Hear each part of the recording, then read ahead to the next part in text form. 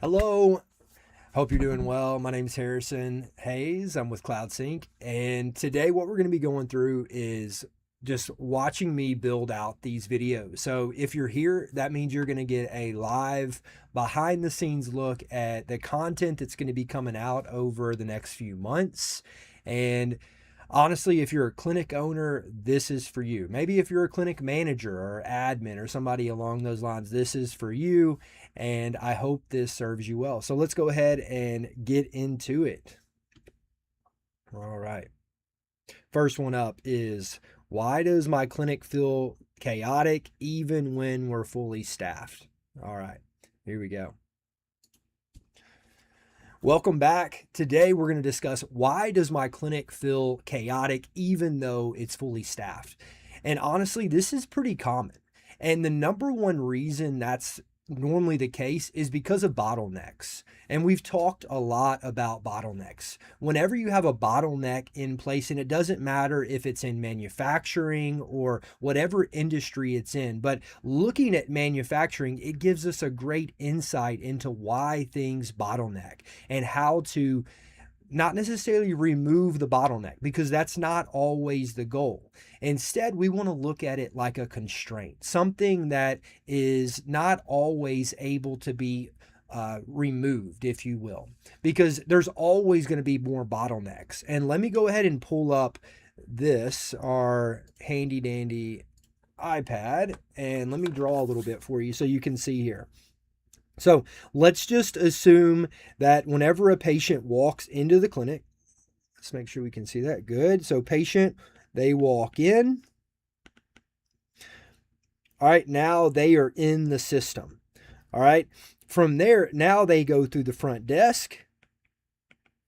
And this is just a default orders. I have yet to see a clinic that, or, again, they walk in, then maybe they had an appointment as well. So it's not just walk-in clinics. They could have an appointment, but they go through the front desk, then they go through the nurse or triage. Then they go provider.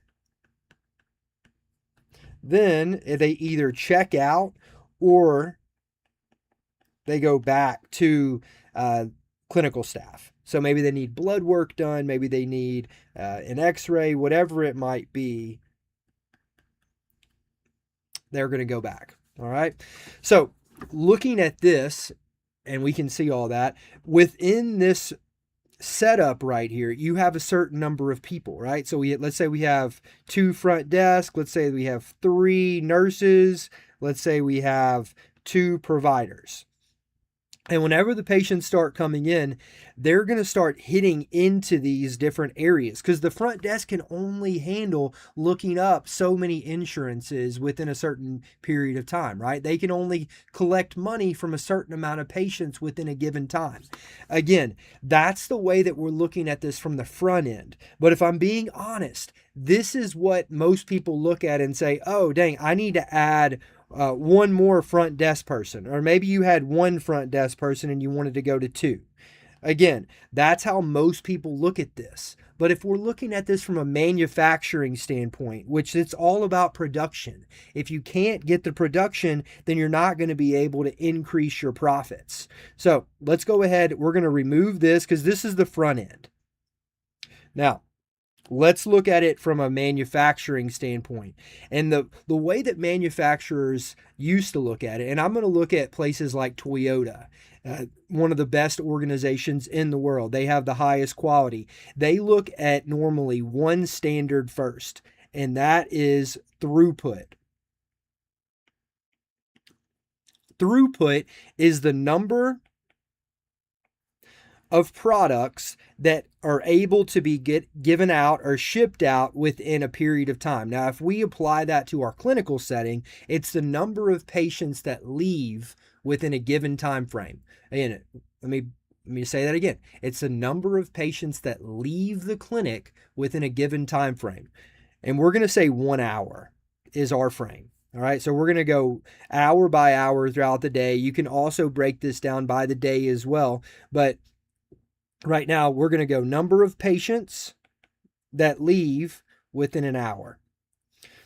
And so let's look at this nice and slow here, because most of the time, this is what people think. They say, oh, if I want to improve my clinic, I need to lower expenses, right? That's where normally people go. And they do this in the manufacturing space as well. This is what they used to do before they found a better way. But this is the common path for a lot of clinic owners, is they just want to say, let's just go ahead and cut expenses, because that's going to make the biggest difference on our bottom line, right? But that's not right. That's actually backwards. Cutting expenses is number 3 in the order. All right. So number 1 is throughput. Number 2, we're going to go ahead and label this as number 3. I know I'm going out of order here, but I'm just trying to give you a clean understanding of how this process works. We'll go ahead and add in number 2 right here. So let's do this.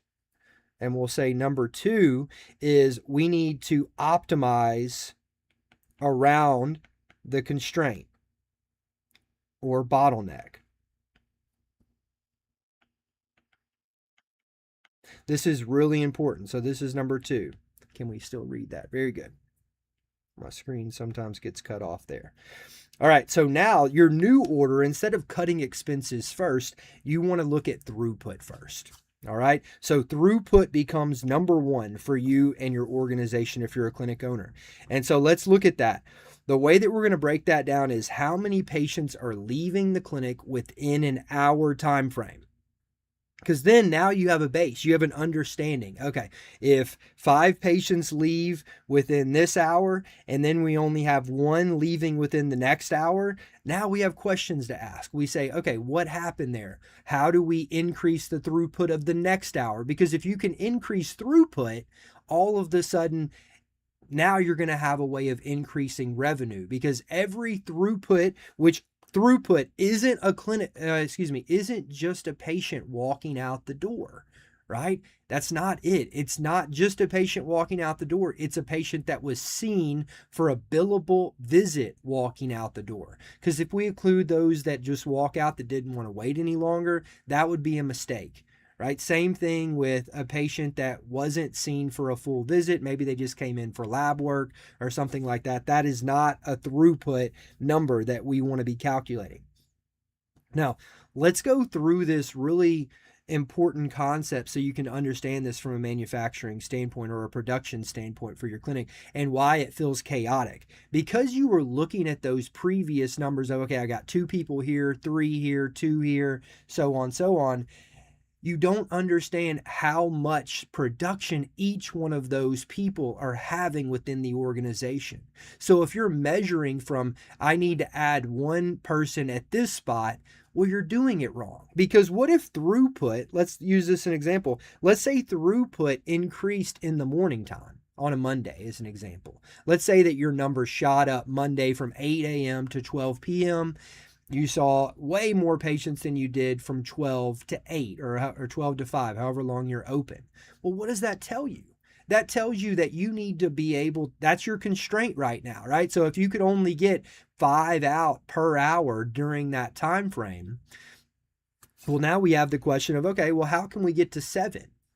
Okay, where's the bottleneck? And that's why number 2 is optimize around the constraint. So when we look at number 1, when we look at throughput, it's going to tell us what the bottleneck is, and how we improve that is by optimizing around it.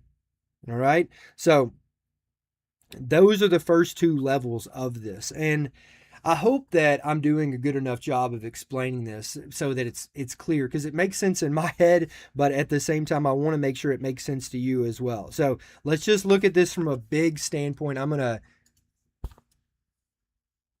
move this over so I can use my hands and talk to you here. So you have throughput.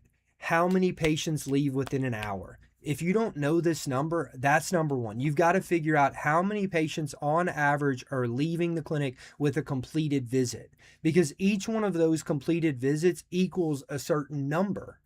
And so again, if you can increase throughput while not increasing the overall number of staff that you have, that's what's going to create a more calm structure for you. So let's just use the example of, we had the morning time was way busier than the afternoon on a Monday. or after a holiday. Now you can say, okay, well, let's just bring somebody in from 8 a.m. to 12 p.m. That should increase throughput. It should. If it doesn't, you have another problem. But again, that's us optimizing around the constraints. That's how we do it. We look at it, we break down the numbers, we figure out what the throughput is, and then we optimize around that. And then we look at cutting expenses last. So I hope that makes sense. Now, just to finish off with answering the question, why does my clinic feel chaotic even though we have enough staff? It's for that reason right there. It's because you're not measuring exactly what each person is bringing in terms of value to the team. So lots of times you'll have one nurse who's doing twice of what another nurse is doing.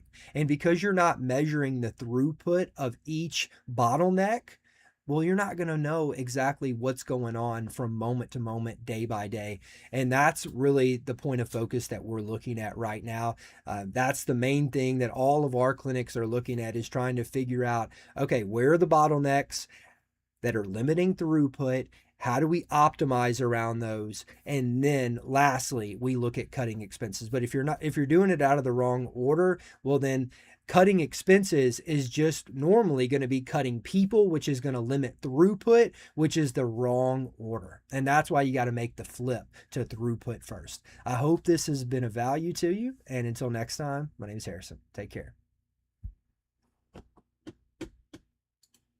All right, there's one video we're going through.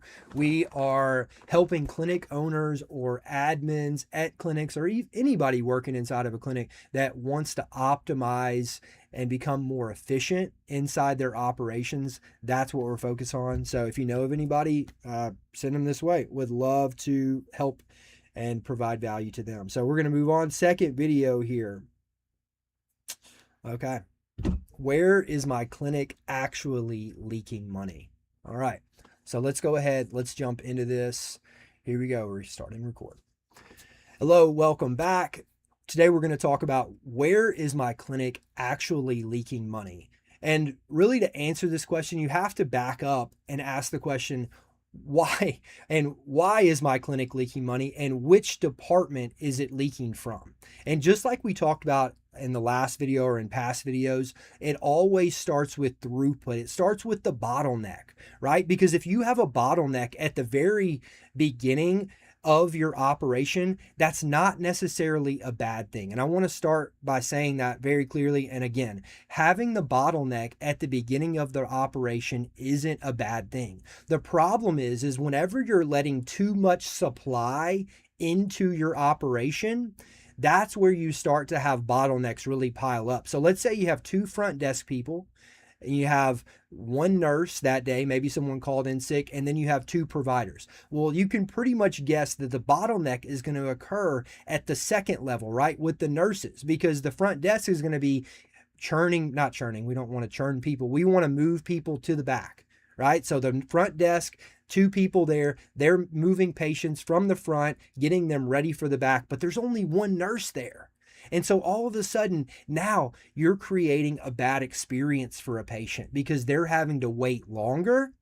They're also not getting the type of care that they could be getting at the level that they could be getting it at by having more people in that particular position.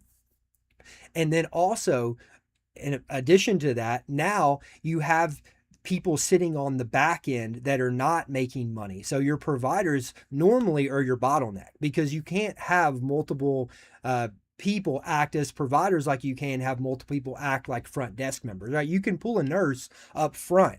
You can pull a back person who works in your billing up front, or as a nurse sometimes, depending on how they're trained. But you cannot move one of those people to a provider position if they don't have their credentials. So normally your bottleneck ends up being the provider position.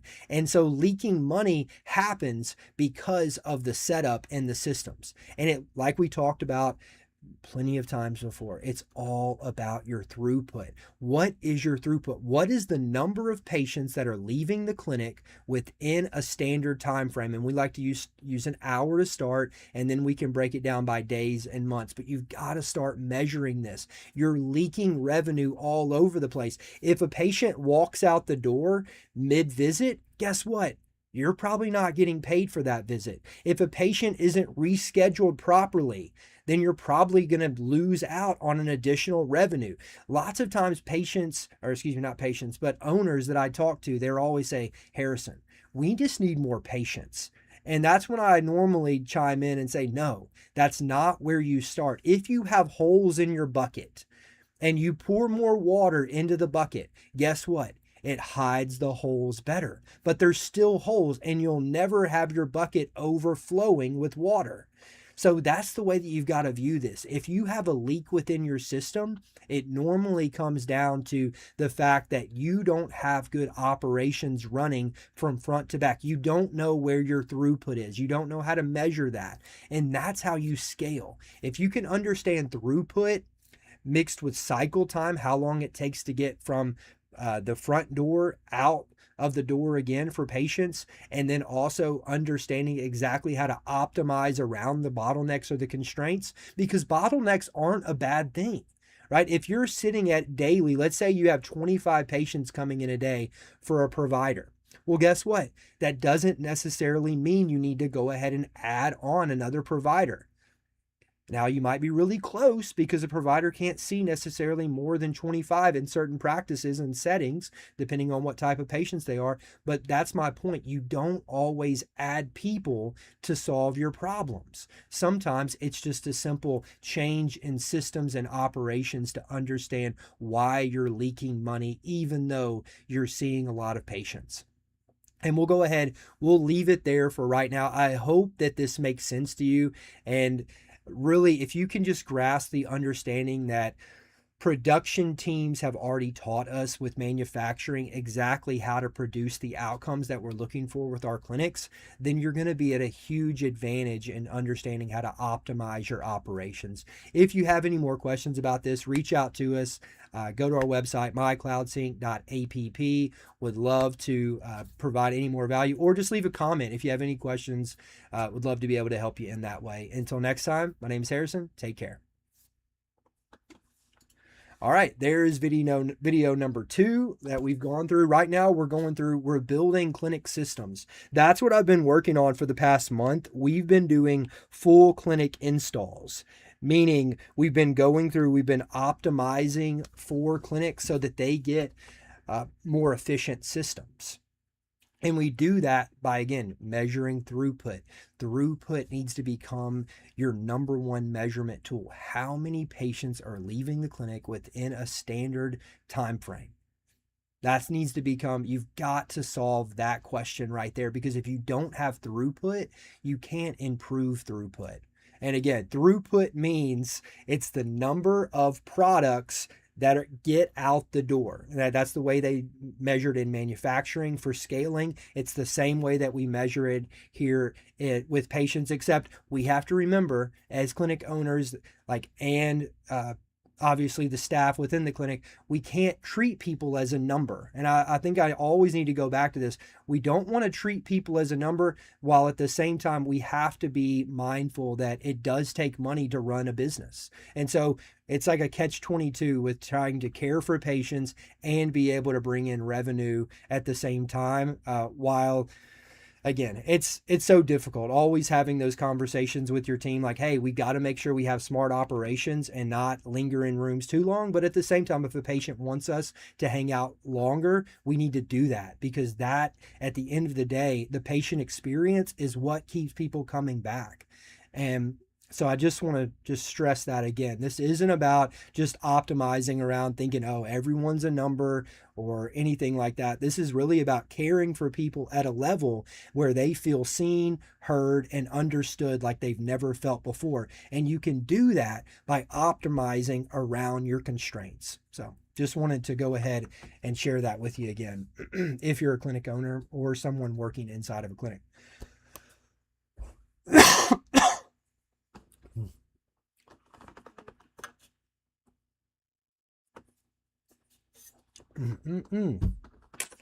I saw some people hanging out with us.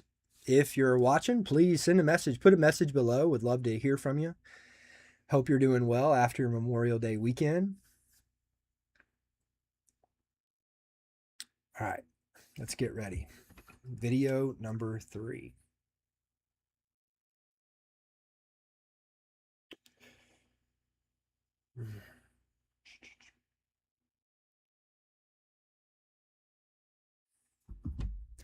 All right, next one is all about how do I know if my front desk is actually working efficiently?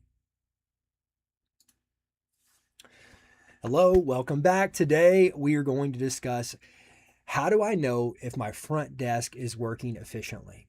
And someone who worked the front desk for many years at a clinic, I can tell you that the front desk is probably one of the hardest jobs in a clinic. And it's not because it's necessarily a how do I say this? It's not so much that you need to understand all the medications or all of the things with charting and stuff like that, because that can get really complicated fast. But the front desk is one of those jobs where you have to be able to multitask. You have to be able to take phone calls while someone's coming up to the front desk, while checking checking insurance, checking patients in, collecting money, doing all of that, and seeing all the eyeballs on you all of the time.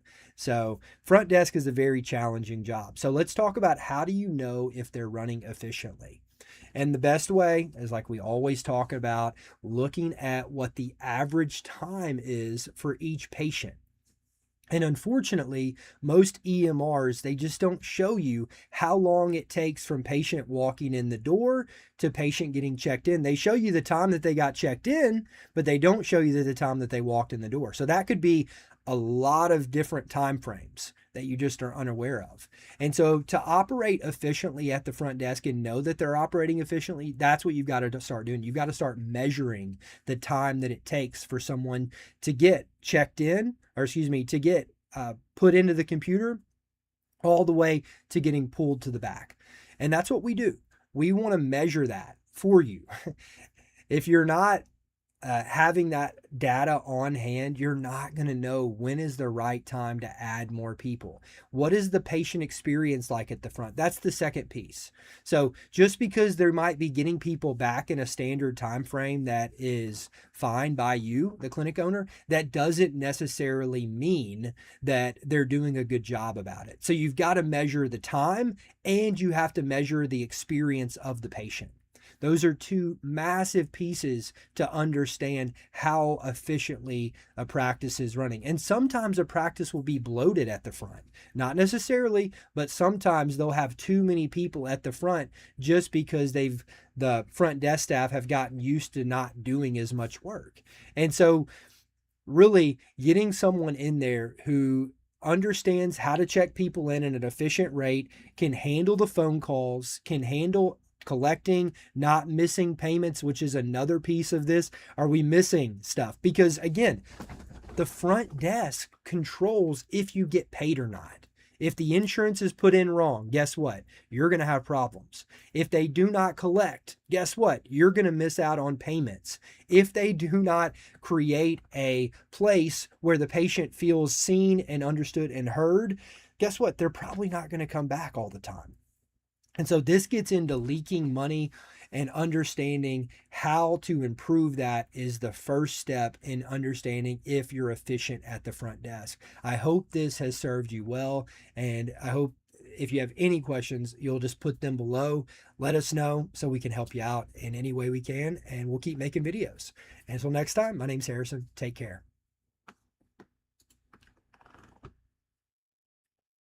All right. There we go. Video 3.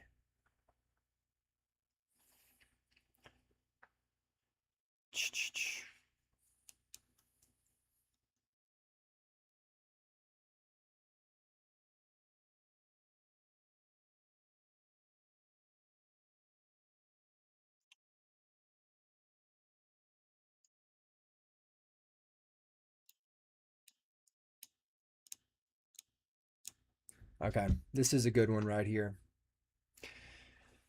This is a good one and a huge challenge. Welcome back. My name is Harrison. Today, we're going to ask the question, how can you hold your team accountable? All right, this is one that every clinic that I go into and work with, it always comes down to accountability. Because lots of times, like the best clinics that are clinic run, or like let's say a provider is the owner, well, lots of times the patients will love that clinic. And the reason why is because they love the provider. But what happens when the provider steps away or that owner steps out of the clinic? Well, lots of times what happens is it goes down. The patient experience is not what the owner wants.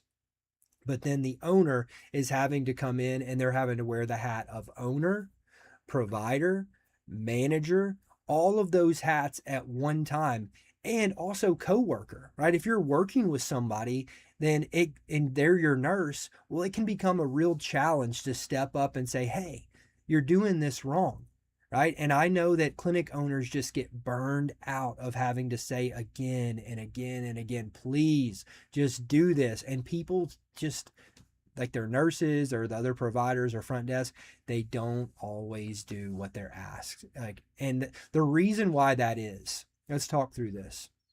The main reason is because the owner doesn't want to be the bad person. They don't want to be the bad owner or manager or leader or anything like that. They want things to run smoothly. They don't want to rock the boat, those types of things. But the problem with that is that it's relying on the owner's memory to say these things. Oh yeah, update the meds. Oh yeah, make sure that you're always checking people in at the right, with the right information, right? Whatever. I'm just kind of off the brain with that information. But again, the owner gets tired of saying that, and then finally they just stop saying it, and then accountability is lost. So let's talk about how you do that. How do you get your staff to listen to what the clinic wants? And honestly, it's pretty simple, and I love it because it works. Number one thing that you've got to do is you've got to take the time and write out what the clinic standards are. What is the standard for the amount of time that a patient should wait? What is the standard for updating medications? What's the standard for any part of the practice, for billing, for collecting, whatever it is? You've got to set a standard for that, and you've got to get it down on paper or on a document or something somewhere that you can pull it out and say, hey, look, this is the standard. Right? I don't want to have to keep saying this, but this is the standard that must be followed. And now, look, what's just happened. You're no longer saying, hey, look right here, this, you didn't update the meds. Instead, you get to blame the standards. Look, I don't love updating the meds either. I know it's a lot, but look, this is our standard. This is what's expected. This is what we need of you. And now you both can be mad at the standards together. That's the beautiful part about it, is all of the sudden now you're part of the team with them. Right? You're no longer combative as an owner or an operator or whoever, a leader inside of your business. Instead, you get to work hand in hand with your team members. And that's a big deal. You all of a sudden shift the blame from what I want to this is what the clinic wants. And I hate it. But is there something you don't understand with this? Because some things aren't clear to me as well. Again, look, we're attacking the system. We're not attacking the employee. And all of a sudden, whenever you start taking that mindset into it of we're together in this, we're not combative with each other. We're coming arm in arm. Let's beat this, right? Let's get this. Now, that's whenever your staff are going to start being more accountable. And also, whenever you put in there what happens whenever you're not being held accountable, or excuse me, what happens whenever people aren't following the specific standards, now you have true accountability with inside of your practice. Welcome in anybody that's watching. Thanks for being here. Again, we're talking about how to improve clinic operations. And let me just finish up this video. And until next time, my name is Harrison. Take care. All right. We're just recording. Excuse me. We're recording videos for businesses and clinic owners that help them improve operations. If you have any questions, please type them below. Would love to answer any of those. We're just recording a few more videos. I got about 15 minutes until my next call with a client. So hope you're enjoying this. All right, these videos are going to be coming out on the different channels, so keep a lookout of those. I hope you're doing well. Hope you had a great Memorial Day weekend. All right, so let's pick maybe one more that we're going to do here. So I just got a list of questions that I came up with, and number one, okay, I think I like this one. Yeah, yeah, yeah. Here we go. All right, next up, how do we compete with larger health systems with a smaller budget? So I'm going to go ahead and hit record. Here we go. 3, 2, 1.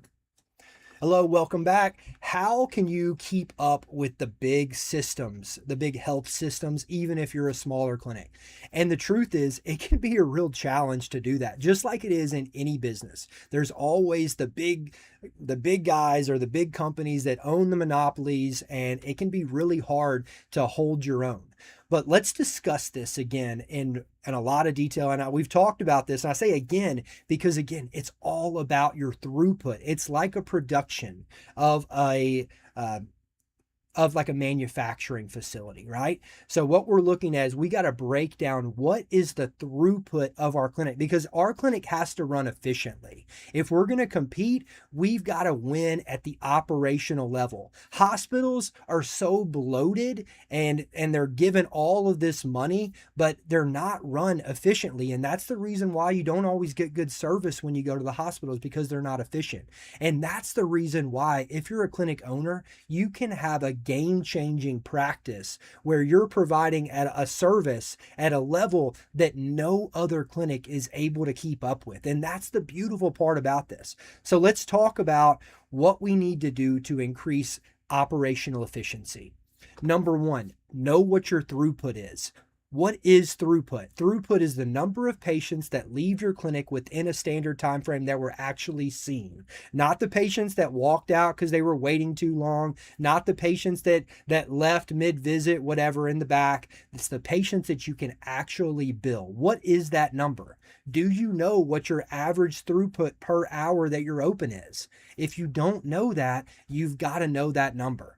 Number one is that understand what your throughput is, because your throughput is going to give you insight into where your bottlenecks are.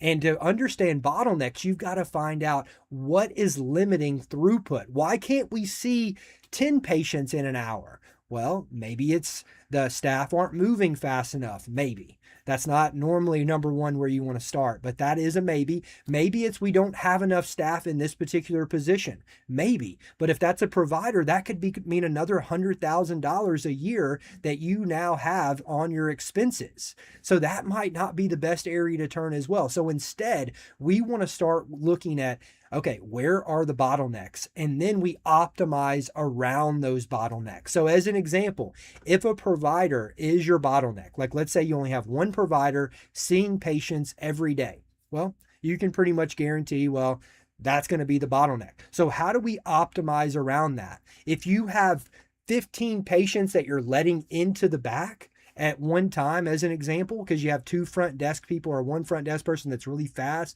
and then maybe you have two nurses that are able to get all the rooms filled up, that's great. You got them in the back, but guess what? Now what they're going to do? They're going to wait. And that's a bad thing, because now their experience is going down. And guess what? They're not going to want to do, have that experience again. So you've got to make sure that you're limiting the number of people that are in your back if it's taking a really long time. It's way better to say to a patient, hey, we're not seeing any more patients right now, in order to preserve the patient experience. Yeah, you might lose some patients at that time to say, hey, I'm not going to wait around here. Well, guess what? You're not going to lose them because they had a bad experience in the back and they're never going to come back again. Instead, you got a shot to say, hey, right now we're completely booked up at the moment, but guess what? Let me go ahead and get you down here this specific time and we can get you to come back. And that way we can make sure that you get out of here in a reasonable amount of time instead of you having to wait. Hey, I can understand that as a patient. I'll come back. Let me run down the road. I got to run a couple errands or whatever, or what, anything like that. But again, that's limiting the number of supply that are getting back and piling up at your bottleneck. That's absolutely massive for an organization, whether it be a clinic, a hospital, again, hospital is kind of one of those things where you have to take patients in the ER. So that's a bit different, but we're talking about private practices here. So let's keep going. That also applies to manufacturing. If they have huge bottlenecks of supplies stacking up, guess what? That's additional inventory that they're having to hold in, which costs money. Same thing for you. It's costing you money because you're having to hold patients in rooms for a long time. Their experience is going down because they're having to wait. They're not feeling seen. And then it lowers their likelihood that they're going to leave and say, hey, everybody, go to this clinic. That's what you've got to get to. You've got to get to the point where people are begging to get into your clinic because the experience is so rock solid. Even though you might have bottlenecks, you have to optimize around those bottlenecks. I hope this has served you well. And until next time, my name is Harrison with CloudSync. Take care. All right, that's where we're going to wrap it up for the day. If you have any questions, please put them in, if you're watching this live stream later or now, even put them in the comments below. Would love to come back, check in, see where we're at. Maybe we need to be making videos that are a little bit more aligned with some of your questions. So appreciate you all. And until next time, take care.